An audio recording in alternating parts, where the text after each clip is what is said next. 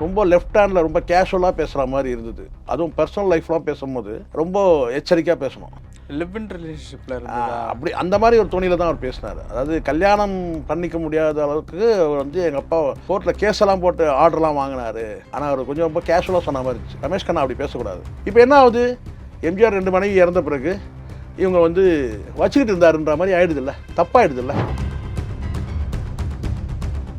இப்போ நான் என்ன கேட்குறேன்னா, இப்படி யாராவது எந்த காலத்துலையாவது கோர்ட்டுக்கு போயிட்டு அவங்க அதிகமாக சம்பளம் வாங்குறோம், இவர் கம்மியாக சம்பளம் வாங்குறோம்னு சொல்லிட்டு அதுக்கு போய் கோர்ட்டில் ஆர்டர் வாங்க முடியுமா? நீங்கள் சொந்தக்கார கூட இருங்க, நீங்கள் போகிற போக்கில் அப்படியே ஏதோ ஒரு சேனலில் உட்காந்துட்டு அப்படியே வந்து சொரிஞ்சிக்கிட்டு அப்படியே நம்மகிட்ட சிரிச்சுக்கிட்டு அப்படி போயிட்டு இப்படி போயிட்டு ஒரு பொறுப்பாக பேசணும்டா. ஏன் இவனுக்கு இதுதான் இப்படி தான் பேசுனா நான் அவன் இவன் ஒருமையில் பேசுகிற மாதிரி. நீங்கள் போகிற போக்கில் அப்படியே இப்படி தலையை கண்ணத்தை சொரிஞ்சிக்கிட்டு அப்படி போயிட்டு சினிமாவில் பண்ணலாம் அதெல்லாம் ரமேஷ் கண்ணா. ஆனால் வந்து ஒரு மீடியாவில் பேசும்போது ரமேஷ் கண்ணா பேசின பிறகு இந்த செய்தியை நான் பேசினதுனால எம்ஜிஆருடைய உறவினர், அதாவது விஎன் ஜானகியோட உறவினரே ஒருத்தர் வந்து எனக்கு வந்து ரெஜிஸ்ட்ரேஷன் லெட்டரே அனுப்பிச்சார். எம்ஜி ராமச்சந்திரன், விஎன் ஜானகி 2 பேரும் வந்து ரெஜிஸ்டர் ஆஃபீஸில் மேரேஜ் பண்ணிக்கிட்ட அந்த சர்டிஃபிகேட்டையே எனக்கு வந்து அனுப்புவாங்க.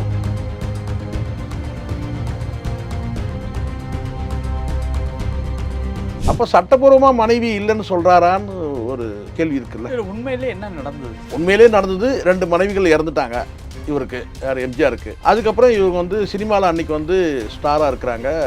இவர் வந்து ஒரு படத்தில் இணைஞ்சு நடிக்கிறாங்க. அவங்களுக்குள்ள ஏதோ ஒரு கெமிஸ்ட்ரி ஒர்க் அவுட் ஆயிடுது. அப்போ வந்து இவர் வந்து கல்யாணம் பண்ணிங்கன்னு சொல்லி விரும்புகிறாரு. அப்போது இது வந்து அவங்க வந்து கணபதி பட்டை வந்து டைவர்ஸ் பண்ணாங்களா இல்லையா அந்த டீட்டெயிலாம் வந்து யாரும் சொல்லலை, இவரும் சொல்லவே இல்லைன்னு வச்சுங்களேன். ஆனால் வந்து கல்யாணம் பண்ணிக்க விரும்புகிறாரு.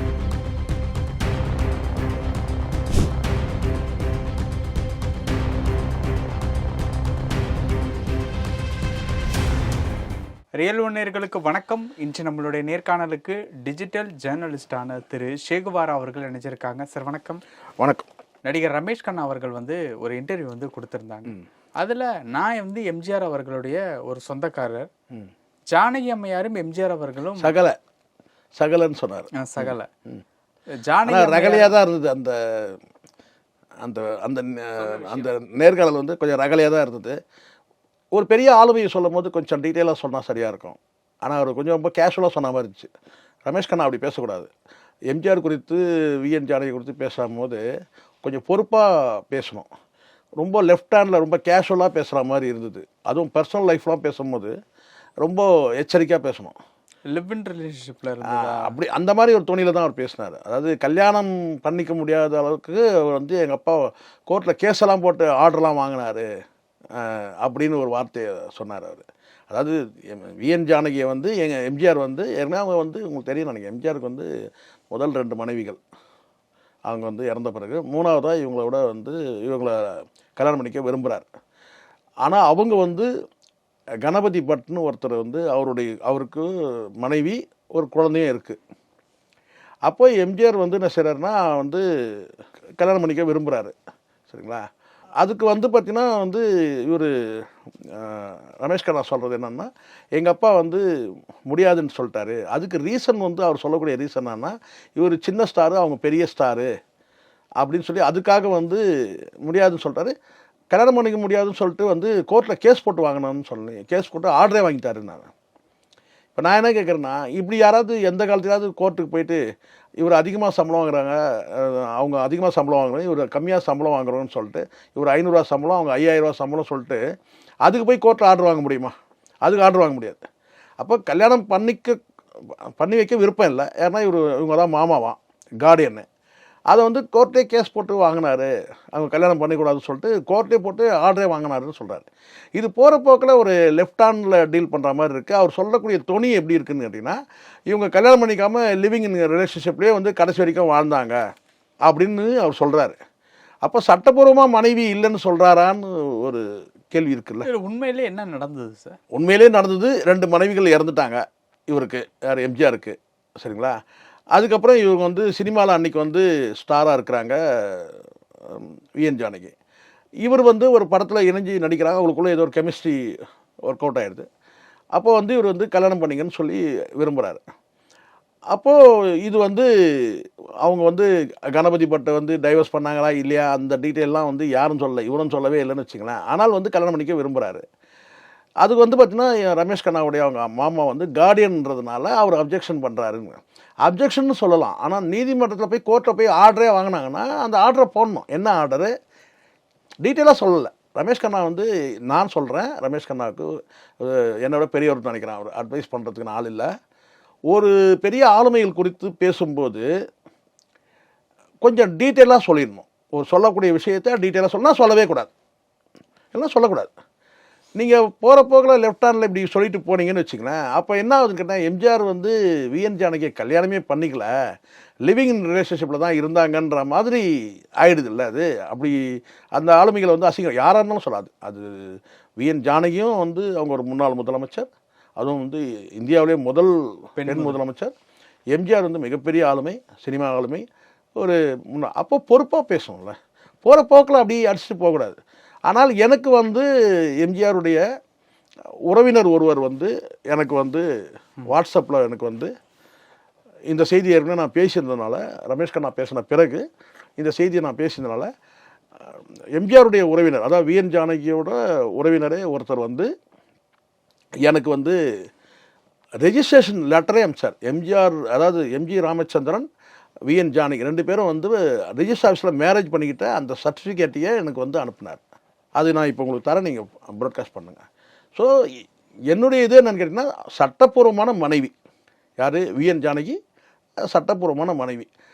கடைசி வரைக்கும் வாழ்ந்தாங்க. எம்ஜிஆருடைய பாரத ரத்னா அந்த பட்டம் கூட அவங்க தான் வாங்கினாங்க. எம்ஜிஆருடைய வந்து சொத்துக்களுக்கு வந்து பார்த்திங்கன்னா வந்து உயில் எழுதி அவங்க அந்த சொத்துக்களை வந்து அவங்க உரிமையானாங்க. இப்படி எம்ஜிஆருடைய அவருடைய வாழ்க்கையில் வந்து பார்த்திங்கன்னா அவருடைய வாரிசுறதுக்கு பல வந்து பார்த்திங்கன்னா பல சான்றுகள் வந்து இருக்குது.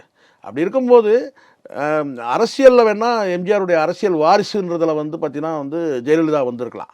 ஆனால் குடும்ப வாரிசுன்னும் போது வந்து பார்த்திங்கன்னா அவங்க தான் வந்து விஎன் ஜானகி தான் இருக்கிறாங்கன்னா அதுக்கு பல சான்றுகள்.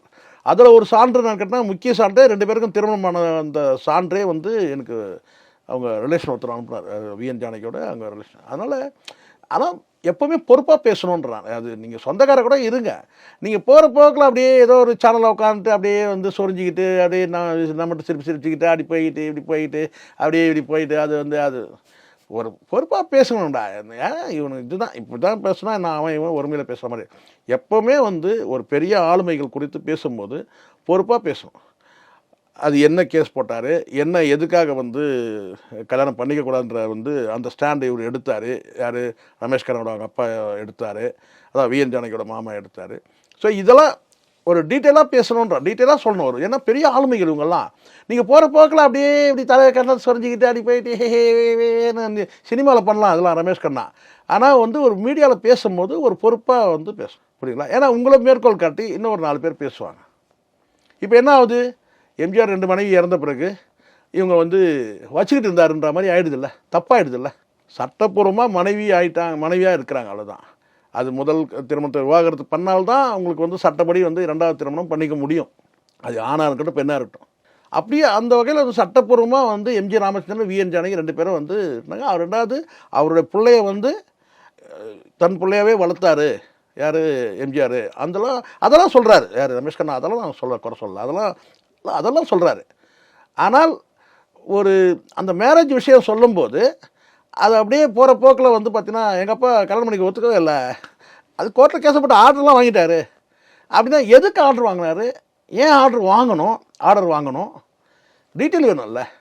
அந்த வகையில் வந்து பார்த்தீங்கன்னா அதுக்கு பிறகு நான் அந்த இன்டர்வியூ பற்றி நான் பேசியிருந்தேன் வேறு ஒரு சேனலில். அப்போ எனக்கு வந்து அந்த மேரேஜ் சர்டிஃபிகேட்டே 2 பேரும் வந்து இது மாதிரி சர்டிஃபிகேட் வந்து வெளியில் யாருக்கும் தெரியாது. அது நான் என்கிட்ட அனுப்பியிருந்தார் வாட்ஸ்அப்பில், நான் உங்களுக்கு அனுப்புகிறேன். 2 பேரும் விஎன் ஜானகி சட்டப்பூர்வமான மனைவி யாருக்கு, எம்ஜிஆருக்கு. அதனால் வந்து எம்ஜிஆருடைய அந்த பாரத ரத்னா பட்டமும் வந்து பார்த்திங்கன்னா அந்த மாதிரி தான் வந்து வாங்கினாங்க. இது மாதிரி நிறைய சான்றுகள் நம்ம சொல்ல முடியும். மனைவியாக இருந்தால் மட்டும்தான் அதை பண்ண முடியும், வாரிசுக்கு மட்டும்தான் கொடுக்க முடியும். ஸோ இதெல்லாம் நிறைய இருக்குது. அதனால் ரமேஷ் கண்ணா வந்து இனிமேல் பேசும்போது எம்ஜிஆர் குறித்து விஎன் ஜானகி குறித்து பேசும்போது கொஞ்சம் டீட்டெயிலாக பேசணும். ஓகே, இது வந்து சிரிக்கிற விஷயம் கிடையாது, போகிற போக்கில் வந்து லெஃப்ட் ஹேண்டில் பேசுகிற விஷயம் கிடையாது. பொறுப்பாக பேசணுன்ற ரமேஷ் கண்ணா. இது வந்து அவர் பேசுறது வந்து பார்த்திங்கன்னா தப்பாக பேசிட்டாருன்னு நான் சொல்ல, ஆனால் வந்து ஒரு பொறுப்பாக பேசாதனால அது தவறாக வந்து மக்கள்கிட்ட போய் சென்றடையும் அவங்கள குறித்து பேசுறது. பல விஷயங்கள் பேசணும். நேரத்துக்கு ரொம்ப நன்றி சார். நன்றி சார்.